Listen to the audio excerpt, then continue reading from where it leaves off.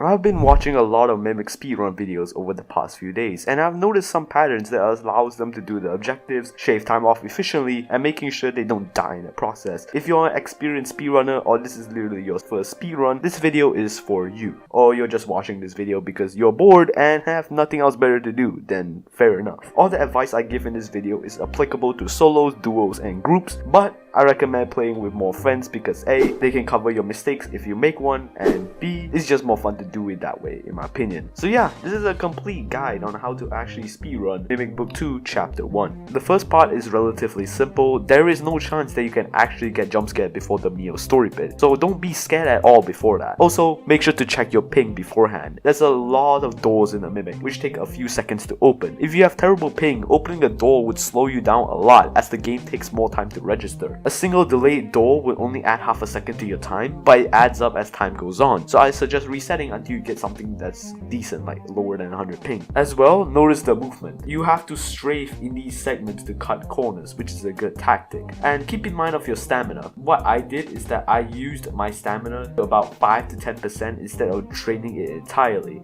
This is because if your stamina reaches 0 at any point, you would have to wait for your stamina to creep back up to 100% to run again, and nobody has time for that, especially in speedruns. So that's how you maximize your stamina use. One thing that's really important in the first part is that you get a rat down, the monster lady becomes passive until she finishes the rat. This means that you gotta savor those few seconds to run your ass down to another room to find another rat as soon as possible. And as well, sound cues. The only two sounds you want to really look out for are the rat squeaks and where that monster lady is. Nearby rats will make squeaks that you have to look out for, and the monster lady will make this weird ass sound. I don't know where the Mimic devs got it from. So right after you get about 3 to 4 rats, you run straight to the exit and the new chase scene begins. Your stamina skills are really put to the test on this one. One thing to note is to always make sure to stop sprinting when you're opening the doors. When people tend to do this chase scene, they'll keep holding down shift because they're panicking even when they're opening doors and not moving, which tend to waste stamina. As well, if you're playing with groups, let one guy go forward and spend all his stamina quickly and conserve stamina till the final sprint. This actually cuts a few seconds off your overall time, but it is not possible when you're doing it solo. Memorize where the obstacles are, especially for the final part. That part is really dark, so you have to get the layout memorized. If you're in the final bit or you're so close to the end, it's fine to run out of stamina. It automatically goes back to 100% in the next scene. I think this is where the difficulty starts to ramp up. You would have to have a really good knowledge of safe spots in this. When you get into the entrance, immediately run to the rocks. Like, don't even think about it. Don't even try and give yourself anxiety. When you're there, quickly, just run and get to the rocks. Next, the grass. These are the two safe spots that are 100% reliable. If you camped at the grass and the guy is gone, you just run to the bridge. Don't even think about it. A lot of people end their speedruns here because this level doesn't really require a lot of thinking, just a lot of instincts and coordination. Now there is going to be a difficulty spike, and you are now entering the hardest part of like the speedrun. First off, to meet Kino, all you have to do is walk forward. When you meet this goofy statue over here, just keep walking in front of it. It helps you to know if you're going the right way. First of all, you have to stick to the left corner.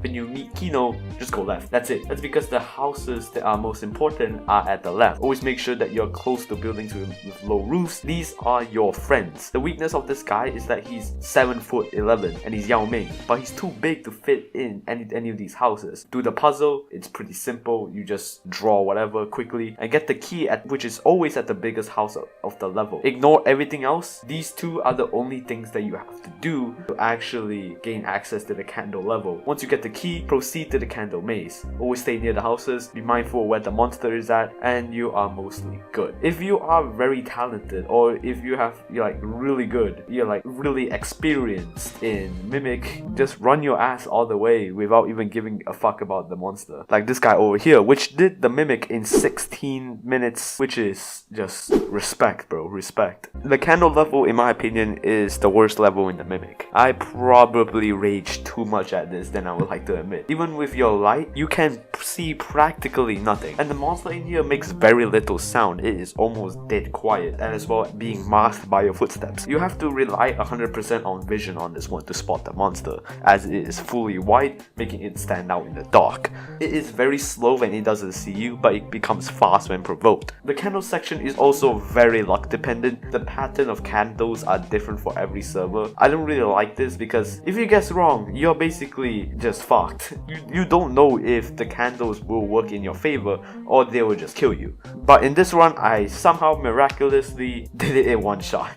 The orb is at the bottom of the level. It spawns when you finally get all the candles done. You have to quickly get back up. Once you are out of the maze, immediately go to Kino and give him the orb. It will take you to the next level. The final bit is probably the most skill dependent, unlike the previous candle bit, which is just luck. Firstly, go for that one candle in the hallway first, and don't worry about that blob. He is only contained to the circle. He can't actually follow you. Once you get that done, make your way to the elevator facing you, which is also the 3rd floor. This takes you to a place with exactly 3 candles, which is just enough to push it to phase 2. The monster here is quite tricky. It's almost pitch black, so you can't see it well, and you have to use safe spots for you to even stand a chance, such as this table over here. Once you reach the end of the floor, you can actually light the candle up twice. Yes, that is a thing. Once the phase ends, all the candles that you lit immediately turn off, but you can still relight the candles that you already lit, as they still count for the next phase. By the way, elevators are safe spots. This is incredibly important. If you're stuck in the elevator, they can't kill you. Once you grab all the candles from the 3rd floor and the 1st floor, it's time to head down to the 2nd floor right after phase 2, which is in my opinion the hardest floor. Sky is incredibly loud, unlike the other 2 monsters, which are mostly silent most of the time. So my advice for people trying going through the 2nd floor is to avoid the noise and go opposite of it. And oh yeah, oxygen usage. Keep an eye on your oxygen usage, but don't stress on it too hard. It's not really that big of a priority because it drains quite slowly. You will only need to refuel like 2 to 3 times max in a playthrough. Always prioritize the candles that are closest to you, and always avoid the monster no matter what. If you can, avoid taking the candles that are really far out, because these are hella risky, but if the monster is like really far away, then you can take a risk with those. Once you get 4 candles, from here you don't have to get all 5. Make your way up and face the exact same monsters again. Do the first one, then go back down to the 3rd floor and get all 3 of those there to get an exact number of 8 candles for your speedrun. If you finish that last part, then good job. Most of the difficulty from the game is pretty much over. You will always get captured in the vents no matter what happens, sprint to the final bit, and that's the end. Honestly, I've never been interested in speedruns myself. I thought a horror game should be slow and methodical, and that trying to get good at a horror game takes all the fun out of it. But I don't know, I really like the speedrunning scene now. Thank you all for watching this video. Post your timers down in the comment section down below, and yeah, I'll see you guys in the next one. Peace.